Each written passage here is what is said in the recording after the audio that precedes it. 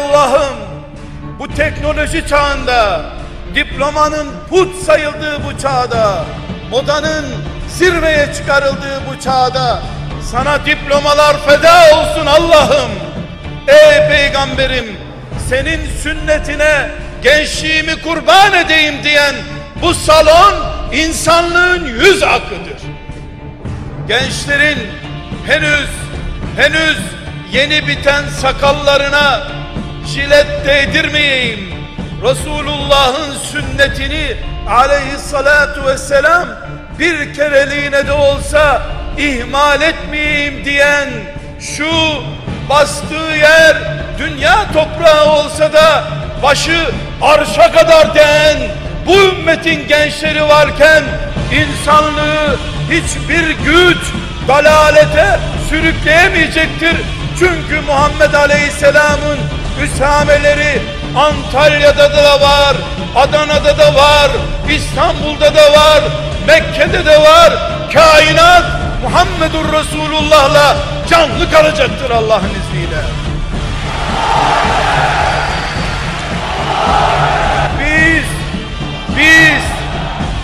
Biz Muhammed Aleyhisselam'ın ümmetiyiz.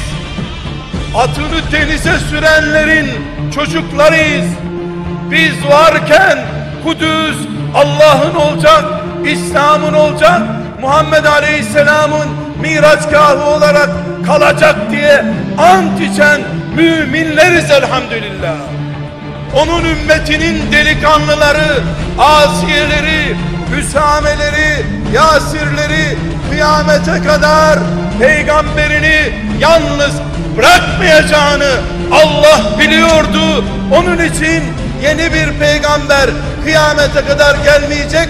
O peygamberin canlı, aktif, mücahit, diplomaya satılmaz, işe satılmaz, şöhrete satılmaz, siyasete kurban edilmez. Ümmeti bu salondadır. Bu salona selam ediyoruz.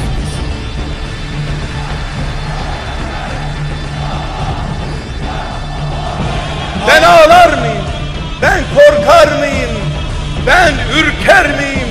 Ben kenara çekilir miyim? Ben ki ümmeti Muhammed'in bugünkü nöbetini tutan, evinde cihad eden, evinde tesbih yapan, evinde Allah diyen, evinde Resulullah'ın aleyhissalatu vesselam hadislerini okuyan delikanlılarım, yaşlılarım, genç kadınlarım, ben Resulullah'ım yaşadıkça, onun sünneti var oldukça, İslam'ın ezanı okundukça, ne Afrika'da, ne Asya'da, ne uzayda, ne de İstanbul'da, ne de Antalya'da ağlamam, ağlamaya vakit ayırmam. Onun yerine gayret ederim, haykırırım, çırpınırım, Allah derim, yardım isterim Rabbimden. Ama eski ümmetlerin, hani Allah'ın vaadi, hani Allah bize sofra indirecekti, Allah bize bıldırcın indirsin diyen pısırıkları gibi vallahi olmam. Bütün insanlık böyle olsa bile bir kişi kalırım, bu ümmet benim ya Rab diye haykırırım bu dünyada. İşte ben ey Rabbim asi olmaya hazırım. 4 çiviyle beni yere çaksa da Firavun, ben senin cennetini istiyorum, saraylara lanet ediyorum. Ey Allah'ım, ben hazırım, cılız bir kadın da olsam senin iman çekirdeğini taşımaya hazırım derim ve derim ki ey Rabbim, sen benim 17 yaşında olduğuma bakma, 18 yaşında olduğuma bakma, bana babamın, annemin mutfağı bile teslim etmeyecek kadar beni cılız görmelerine bakma. Benim yüreğim ey Allah'ım bir Halid'dir, bir Üsame'dir, bir Übey ibn Kâb'dır.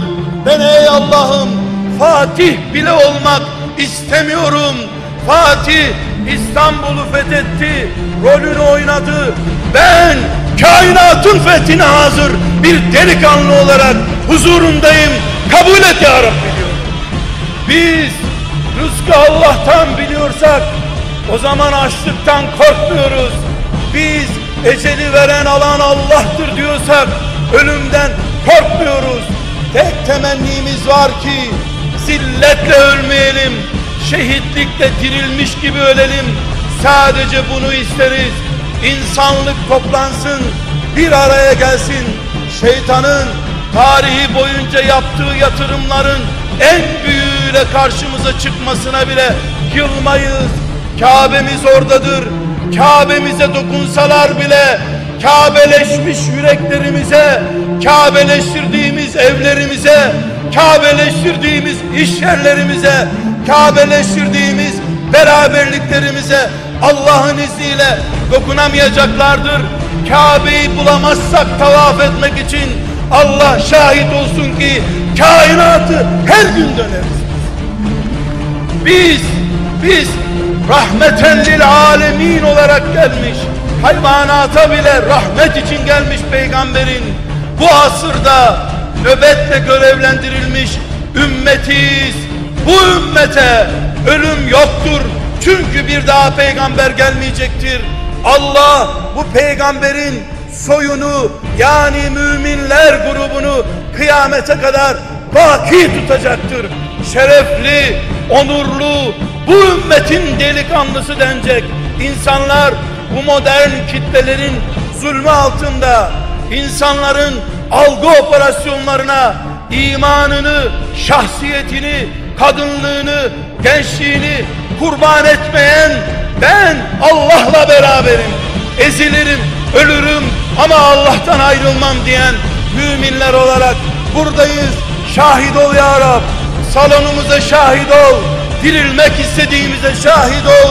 Halife istiyoruz, İslam istiyoruz, sakız istemiyoruz, şeker istemiyoruz, nazlanmıyoruz. Şaka değil, ciddiyiz, ölmeye hazırız, müminiz, mümin olarak ölmek istiyoruz. Hepimiz ey Rabbimiz sana kul olmak istiyoruz. Hiçbir sisteme razı değiliz. Kur'an isteriz, peygamber isteriz, sünnetini isteriz. Onun şeriatı için varız.